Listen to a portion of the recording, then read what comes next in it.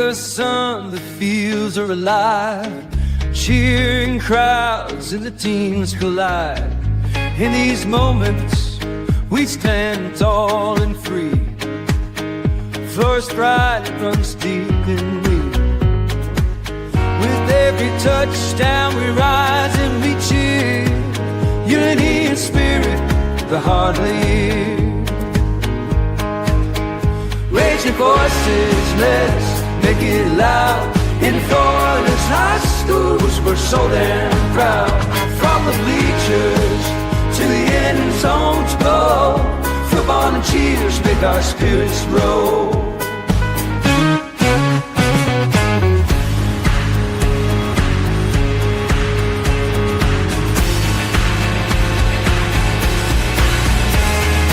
Girls in the game, they're fierce and bright. Flag in hand, they give it their might. From every town they bring their dreams. On this field of gold, nothing's as it seems. Together we shine, together we play. In Florida's heart, we own this day. Raise your voices, let's make it loud. In Florida's high schools, we're so damn proud. From the bleachers to the end zones go. Football and cheers make our spirits grow. So here's to the game, we'll rise and stand. In Florida's field, we're a united band.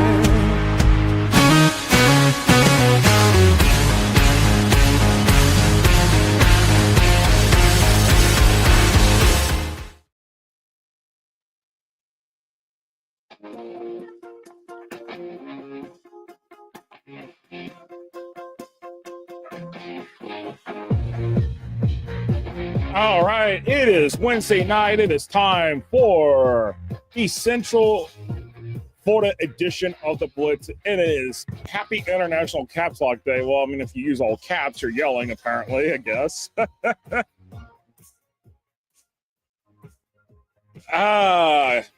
Good evening, Emery. Good evening, Mark Cannon, who is saying greetings from Umatilla, Florida, down there in South Florida.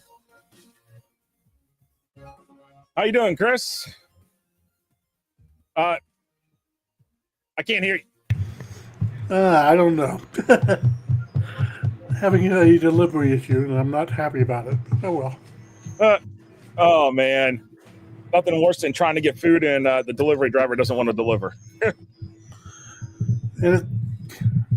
Yeah, more than one delivery driver, too. Oh, man. Right. Anyways, everybody, welcome here to this Central Florida edition of the Blitz here on FloridaHSFootball.com and the FloridaHSFootball.com social media handles. Coming up tonight here on the Central Florida edition of the Blitz, we will have head coach Eric Samuels from the 9-0 Umatilla Bulldogs. Coach Samuels, a alum of Umatilla, has definitely turned the culture around there at Umatilla, part of the SSAA Atlantic League. It is the last week of the regular season for those teams in the Sunshine State Athletic Association. So definitely excited about having Coach on to talk about his Bulldogs here. And, man, Chris, again, we got a lot to talk about because some things happened and in Central Florida. And why don't we just get right into it with our Blitz Lines here. All right. Oh, yeah.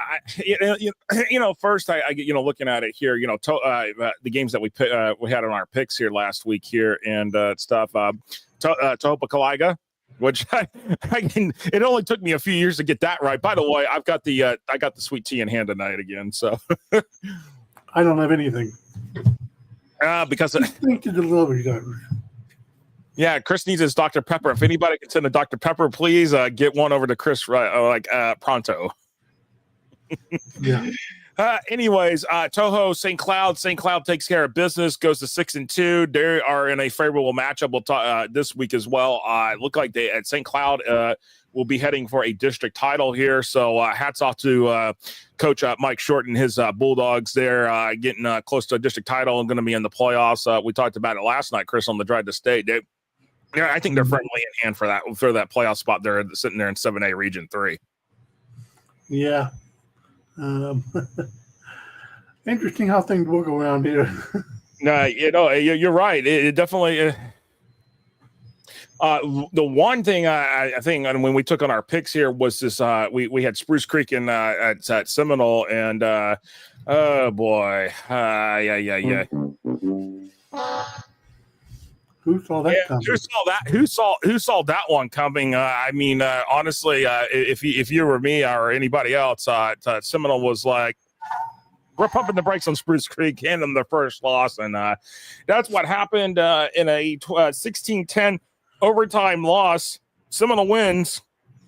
Spruce Creek now down a game here, now a loss here, and what's interesting about Sanford Seminole is that and there was a complaint that their coach is not happy about the rankings right now from the FHSAA either. So, and I've gotten some messages. Some people are trying to compare like other sports, like the volleyball. Volleyball is still a big team sport here in the fall, but here's the thing.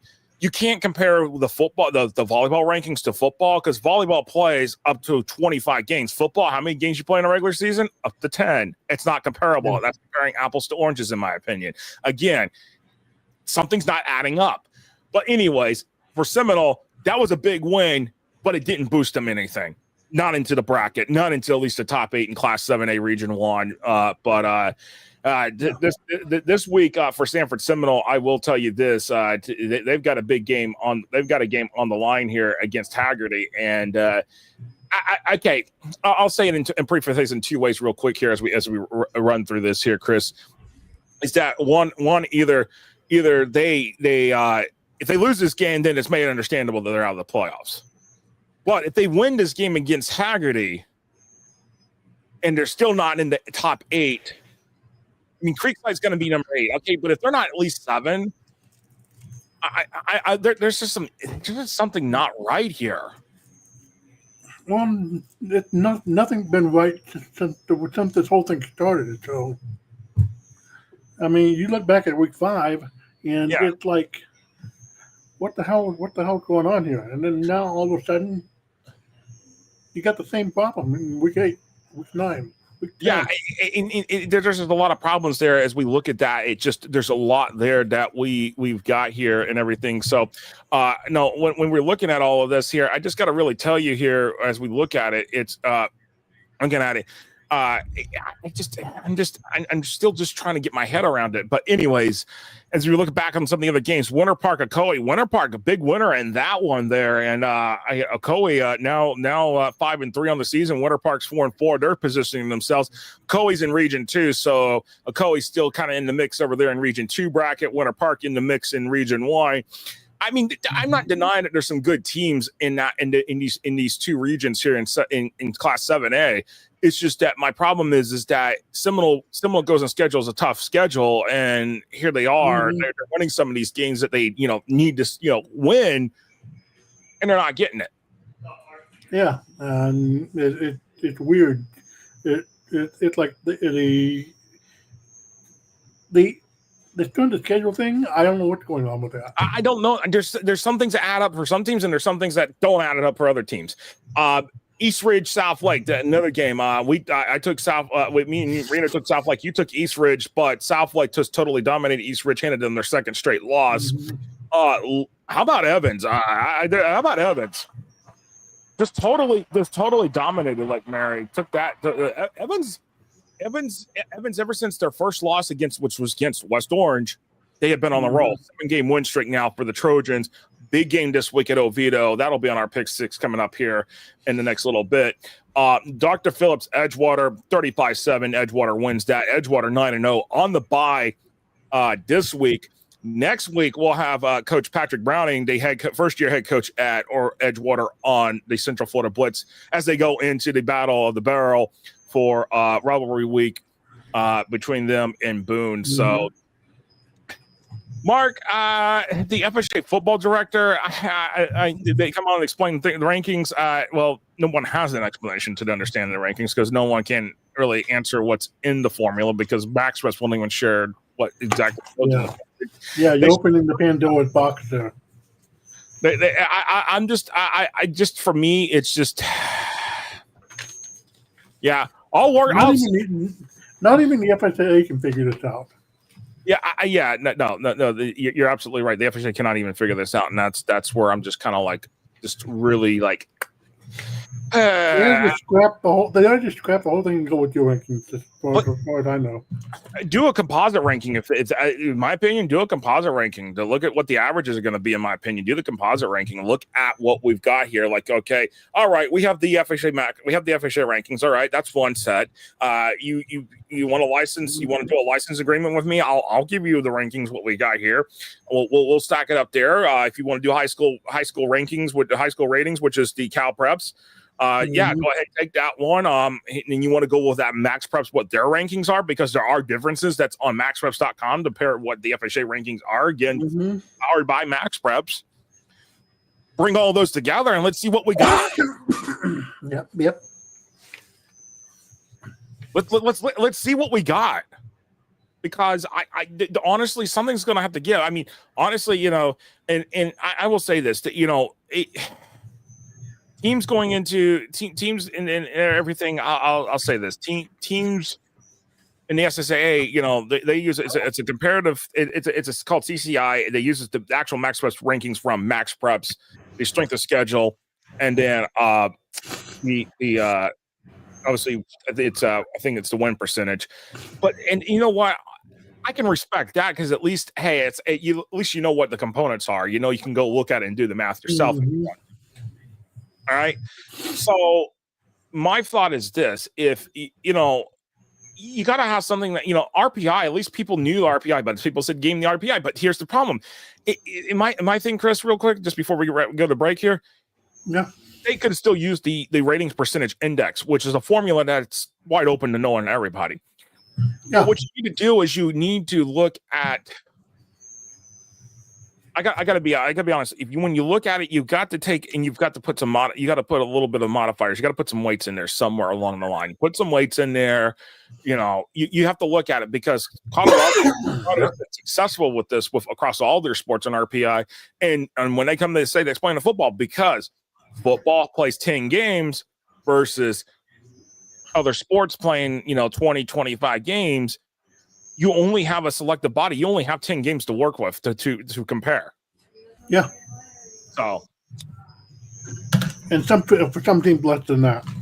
Yeah. So yeah, exactly. So you have to have some kind of weighting in there in order to help the RPI, so that way it's more realistic in terms of looking at what it's looking at in football. But anyways, I digress. Yeah. All right, we're going to take a break. We're throwing pie at the mud in the pie or whatever. I don't know. Yeah, I know. You're right. All right, we're going to take a break here, and then we'll come back here, and we're going to have head coach Eric Samuels from the Umatilla Bulldogs on to join us to talk about his 9-0 Bulldogs right after the break here. We'll be right back here on the Central Florida edition of the Blitz.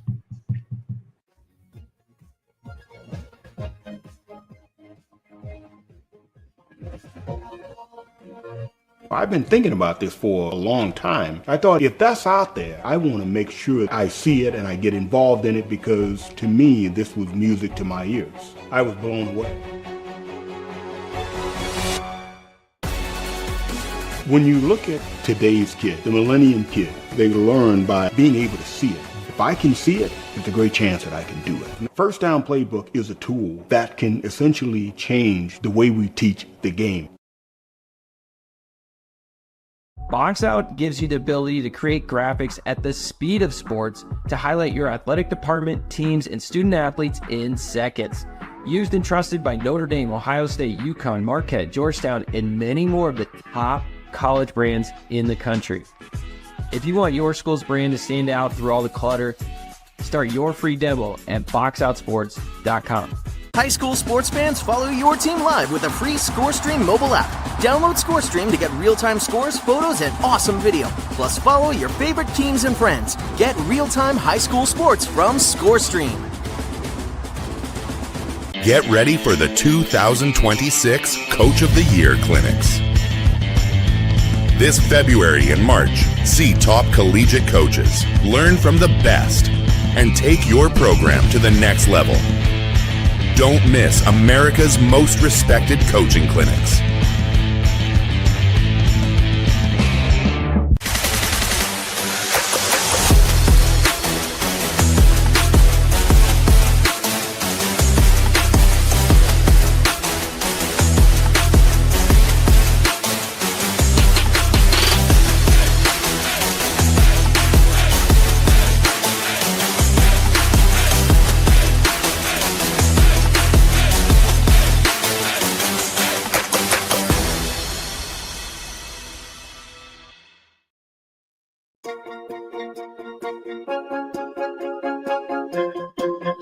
All right. Welcome back here to the Central Florida edition of the Blitz here on FHSAA.com. I see Coach is on the thing. I saw him on the screen, but I don't see him on the video. All of a sudden, there we go. We're going to go ahead and bring him in now. And there's Coach Samuels of the 9-0 Umatilla Bulldogs. Coach, first, glad you were able to join us here tonight. And first, again, welcome to the show and everything. And I just, to start off everything, this is your alma mater. You're a Umatilla Bulldog through and through. Yes, sir. And, yes, sir. Just talk about this, coming back home to lead this team, change the culture. And now here y'all are, probably if not, in the history of Umatilla football, this is probably the best season that the Umatilla has documented. If I stand corrected, correct me if I'm wrong, but this is, I haven't seen Umatilla football play this good football in a long time. No, it's been a really long time, and the guys have been doing so well. We've been having so many guys come to the school and tell us about their time at Umatilla and what they did. And I just recently found out that Umatilla did have an undefeated team, but it hasn't been since the early 50s. So Holy I thought cow. I thought that was really cool to find out myself that we did have a team that was undefeated, but it was before we really started keeping stats. But being from Umatilla, it means everything to me to see these kids, performing the way they perform. Um, Practice, we try to make practices as tough as possible, so when we come to a Friday, it's easy for the guys. We try to cover just about everything, but the guys, man, they're really, really playing really well right now. No, absolutely here, Coach. And let's just go look at this so far through the season here, and then we'll talk about some of the guys here as well. But just looking at this, y'all have every team you have played, across the schedule, y'all have you've won pretty significantly in these games. I mean, y'all have outscored your opponents 437-52. I mean, that's huge right there. So talk about just how did you where did it start during the offseason? Where did it start with y'all in terms of being able to get to this point here going into week number 10, the final week of the regular season in the SSAA? We spent a ton of time in the weight room. We tried to do as many 7-on-7s as possible just to put these guys, in different situations, to grow their IQ of the game, to learn our offense, to learn our defense. And just working on the game, working on communication, working on alignment, assignment, our receivers running routes, quarterback getting that, building that chemistry with his receivers. And it's helped our guys a ton tremendously. Because we haven't been the best in the past, so just teaching the guys the game has probably been the biggest this off season. Yeah, absolutely. So, what was it like being named as the head coach of your own high school when you first came up to coaching? And describe your coaching aspirations and how you got into coaching. Well, I'll go to the first part of that question. My feelings were, it was a dream come true, to come back and to lead, my alma mater. It was always a dream of mine to come back. I just didn't know it was going to be that soon when I got the call. I was a part of the Wildwood team, a couple of Wildwood teams that were very successful, and I didn't see myself leaving at the time. I got a call from, Pat Todd, who was our athletic director at the time. Um, so I talked to my head coach at the time, Vincent Brown at Wildwood, and I told him, hey, I have an opportunity, to be the head coach at Umatilla High School, and I'm just going to see what comes about, and I met with Mr. Frazier, who's our principal, and Coach Todd, and it was just a match made. I loved what they're doing academically. I knew what I wanted to do athletically, and it's been able to come to pass. Oh, absolutely here. And with that said, let's look at some of the guys here. I mean, what Ray Jenkins, starting off with him, I mean, your offense, I mean, over 1,700 yards passing, 32 touchdowns, obviously a big backbone to that offense. Talk about his leadership here, as a senior here for your team here. And of course, also, y'all seem to balance it a little bit, over 1,200 yards rushing. You got multiple guys that are contributors on the ground game. So let's just talk about the offense, because this offense has been obviously a key chord, and we'll talk about the defensive side as well. Yes, sir. So last year we had a quarterback who broke the passing record at Umatilla High School with over 2,400 passing yards, and he had 26 passing touchdowns. Graduating him was a big hurt to us.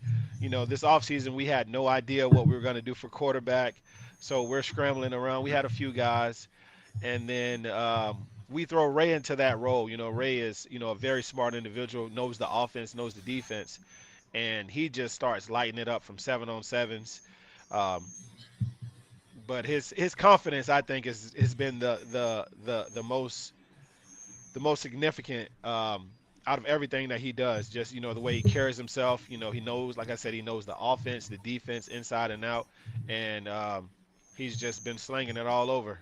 He now has the record for the most passing touchdowns at Umatilla and the most passing touchdowns in a single game. So he's having a huge senior year.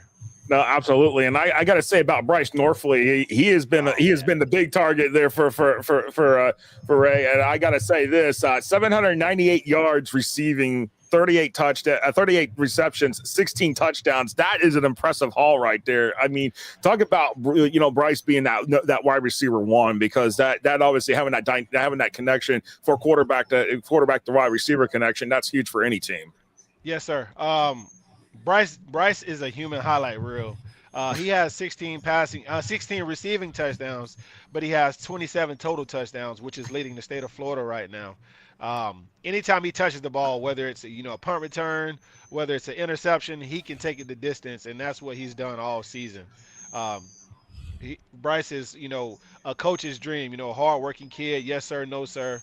Never disrespectful, and he works his butt off. I don't know of a kid who wants it more than Bryce, and he shows it every Friday night.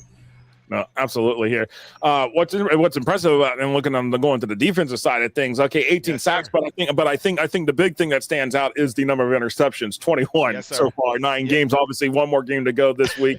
Sir. Let's talk about especially the secondary, because that really is okay, the offense is doing their part. Here's the secondary on the defense doing their part too, to make sure, hey, we got to keep y'all out of the end zone as much as we can. Yes, sir. Well, I'll go ahead and say this. It starts up front, and we have one of the best defensive linemen in the whole state of Florida in Kellen Hatcher. Coaches, you need to come and recruit this guy. I'm telling you. He can play on Saturdays. But Kellen does a huge part, and then the secondary obviously does their job, with Ray having 5 interceptions and Bryce having 5 interceptions. So that's one thing I can say at Umatilla. We don't have very many guys, but the guys we do have, they play both sides of the ball and they play it well. No, absolutely here.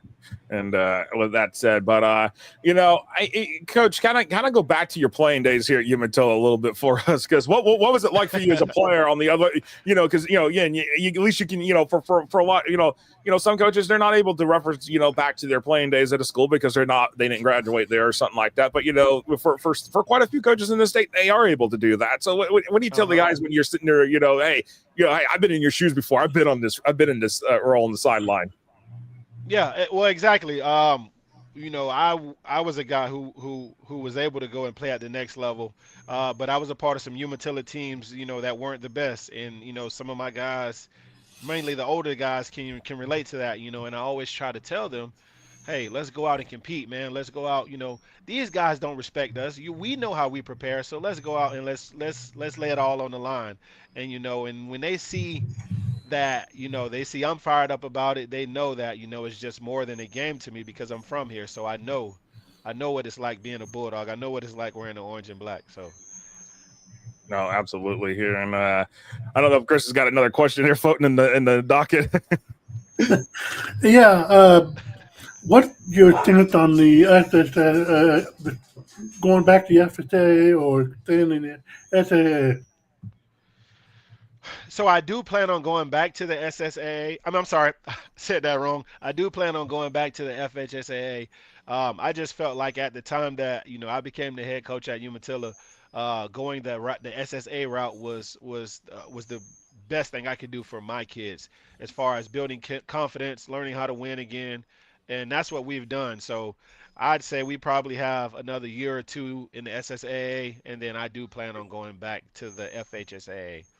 And now, Coach, I'll have to, because I got to collected a few different varying opinions.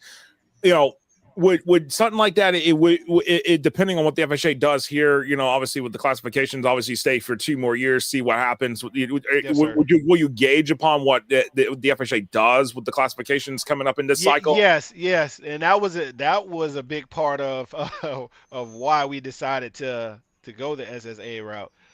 With the guys we have, we were going to be looking at being in a district with Coco and a few of those other guys, and just the make of our team at that time was not in the best interest of our kids, and I'm trying to build these kids up, not tear them down, so SSA route was definitely the best. We're getting to play with competition that's similar to us and to compete against. And obviously this year, our defense is playing really well. We have some playmakers, but each game, it's a competitive game.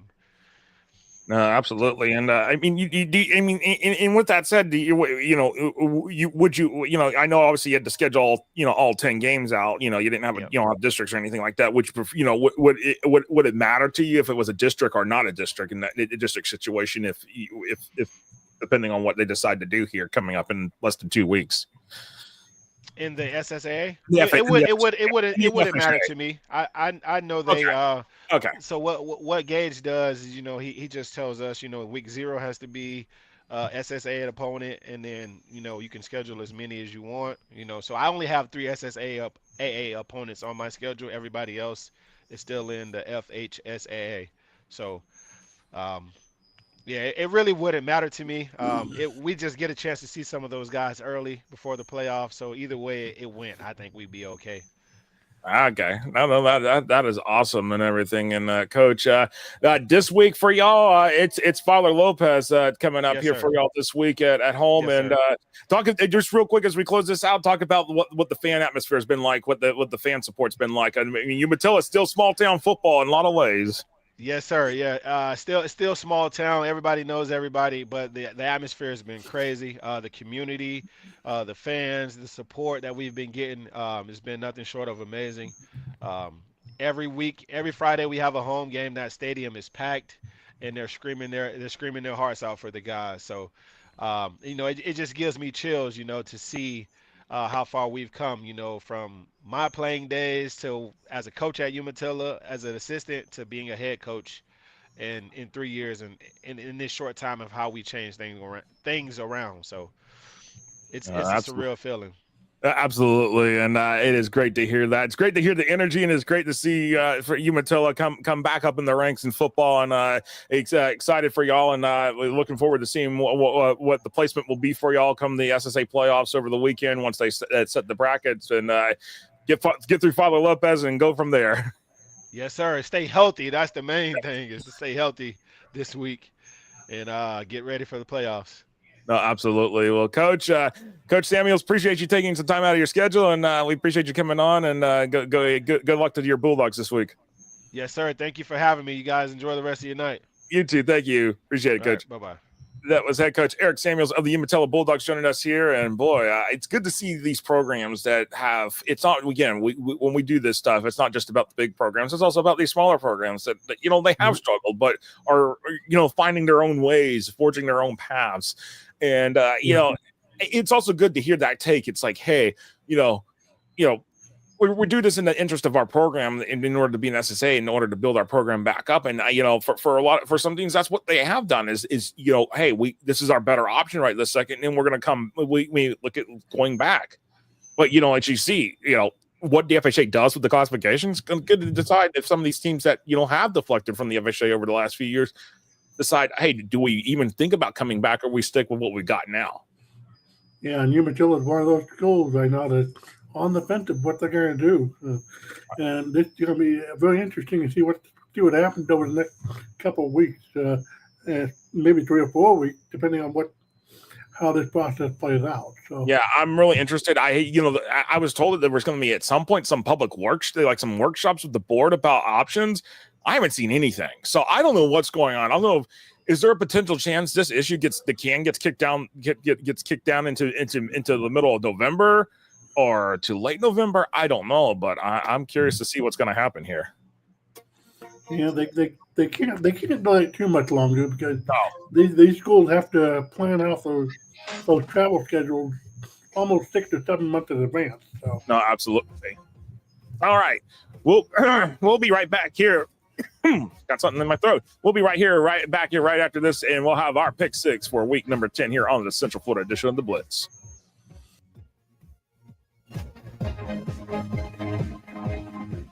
I've been thinking about this for a long time. I thought, if that's out there, I want to make sure I see it and I get involved in it, because to me, this was music to my ears. I was blown away. When you look at today's kid, the millennium kid, they learn by being able to see it. If I can see it, it's a great chance that I can do it. The First Down Playbook is a tool that can essentially change the way we teach the game. Box Out gives you the ability to create graphics at the speed of sports to highlight your athletic department, teams, and student athletes in seconds. Used and trusted by Notre Dame, Ohio State, UConn, Marquette, Georgetown, and many more of the top college brands in the country. If you want your school's brand to stand out through all the clutter, start your free demo at boxoutsports.com. High school sports fans, follow your team live with a free ScoreStream mobile app. Download ScoreStream to get real-time scores, photos, and awesome video. Plus, follow your favorite teams and friends. Get real-time high school sports from ScoreStream. Get ready for the 2026 Coach of the Year Clinics. This February and March, see top collegiate coaches, learn from the best, and take your program to the next level. Don't miss America's most respected coaching clinics.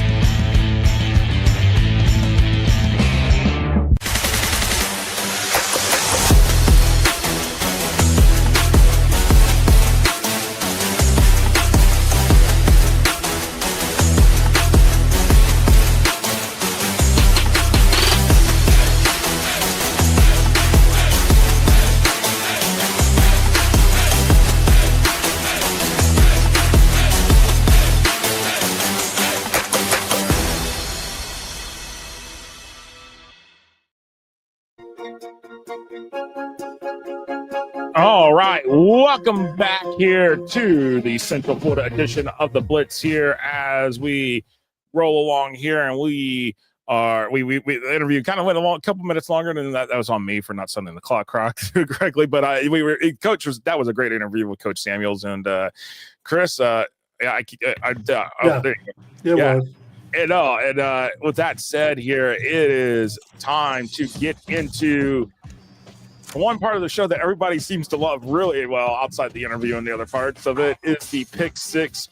And with that said, let's go into it here with our picks here for week number 10 here as we bring it up here on the screen here. And why is it? I understand why it was going all the way to the last game when I didn't set it for the.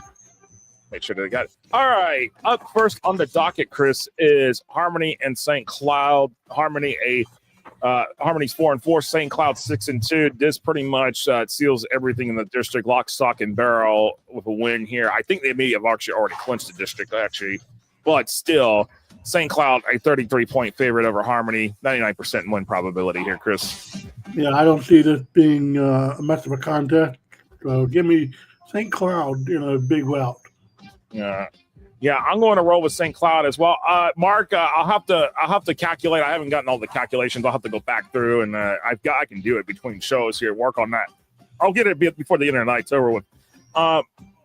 looking at everything, Reno, did he give me the Central Florida picks? No, he's missing Central Florida, but I know he would take St. Cloud since they're a big favorite, so I'm just going to give it to him. For some reason, he didn't give me all the picks. He only gave me some last night. So, but St. Cloud, yeah, that's what we're going to roll here with it on this one here. All right. And with everything said there, all right, let's roll into our second game here. And we have Haggerty and Sanford Seminole in one of the big 7A District 7A District 3 games here. Haggerty, a 15-point favorite over Seminole here. Win probability at 90%. Seminole 10%. This one's tough, Chris, because after Seminole, what they did in overtime against Spruce Creek, a lot of me leans towards wanting Seminole here because I seeing what they did. I kind of disagreement with the computer here, but again, if Haggerty wins, I would. That might. This is one of the weird things about Seminole. They've been so incomplete this year, and Haggerty, I think, is going to actually win this thing. You think Haggerty's going to win this thing, huh? Yeah. Considering it's a 15-point margin of thing, I think Reno would go with Haggerty. You know what? I want to go with Seminole. Records deceiving. Seminoles play much. I don't see it because Seminole, they're going to be hungover on this thing. Yeah, Hunter. The thing is, Hunter, records deceiving, but the problem is that Haggerty beat Lake Brantley when they were forecasted to lose to Lake Brantley and should have lost to Lake Brantley, and they beat them, and that caught everybody's attention in Central Florida. So I think Haggerty in some ways is a better team than I think they're getting credit for in their efforts. So you know what, I'm going to Haggerty. Yeah, I am too. I don't have much confidence in Seminole. I just don't know which Seminole team we're going to get each week.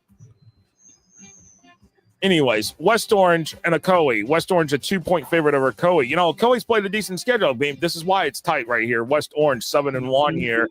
Win probability 59 to 41%. Where do we go with this one, Chris, on a rapid fire? I like West Orange in this thing. West Orange. I know Reno will take Ocoee because it's less than what his point margin of the thing at home. So, but you know what? West Orange has just played some really good football, and this will give. I'll be honest. This will give West Orange the district title if they win. If Ocoee wins, I believe it's going to give Ocoee the district title. So basically, it's for the marbles here in 7A5 in this one. And a pop can nowhere to be heard from. Yeah. All right, the other 7A District 3 game is Lake Mary, Lake Brantley. Lake Brantley 11-point favorite. I'm kind of deceiving on the computer. This is where because I feel like 7A3 has been inconsistent this year in terms of what the teams have been doing. One minute it's Haggerty upsetting Lake Brantley. The next minute it's Seminoles beating Lake Brantley. And then the next thing you know, Lake Mary's losing to Evans, and then Seminoles beating Freak. There's just so many inconsistencies with this district and their teams this year that I'm having trouble with this. I mean, I took Lake Mary last week against Evans, thinking, okay, well they're finally getting things, and then Evans is like they shut that thing down. I think Lake Mary can win this thing because I think they're going to be pissed off. I'm going to go roll with Lake Mary too. I don't know what to think. I I really don't. I don't know what to think either. But I'm going to roll with Lake Mary. I know this is the thing. I think Reno would roll with Lake Mary despite the fact that it's the point margin. That's just because Lake Mary, again, but if Lake Mary loses this game, all bets are off.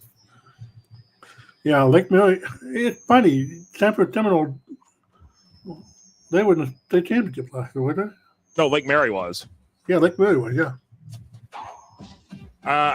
Emery says he bets $1 million that the team with Lake in their name will win. Evans. Yeah.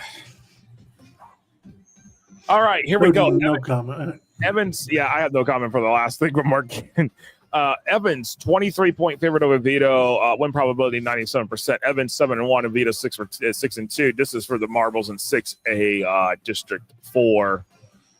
I think there's no contest here. This is Evans here. Yeah, Evans. I can see Evans in the state title game this year. By the way, Evans. But they're going to have to. But here's the thing: Evans is going to have to get through a very, very stout team in Region 1 and 6A. So that's the thing. Yeah.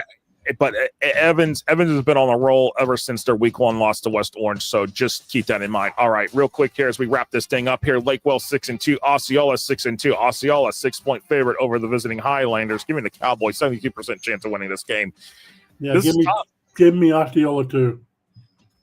Yeah, I'm going to roll with Osceola. Just don't be surprised if Lake Wells comes out with a victory either. I mean, but this is a good battle matchup of two really good top teams that are situated along the I-4 corridor. Man. Yeah, that's the pick 6 for week number 10 here, Chris. Any final thoughts as we wrap this up here real quick? Yeah, interesting. Like I said last night, this is decision week for many of these schools. And here we go. Yep, here we go. Decision week indeed. And coming up here in just a few minutes here, we're going to have the Northeast Florida edition of the Blitz, and joining us will be the head coach of the undefeated St. Augustine Yellow Jackets, Brian Braddock. And we'll see y'all then here. For Christopher Like, I am Joshua Wilson here, and we will be back here in just a few minutes again for the Northeast Florida edition of the Blitz. You've been watching the Central Florida edition of the Blitz here on FloorHSFootball.com and the FloorHSFootball.com social media networks.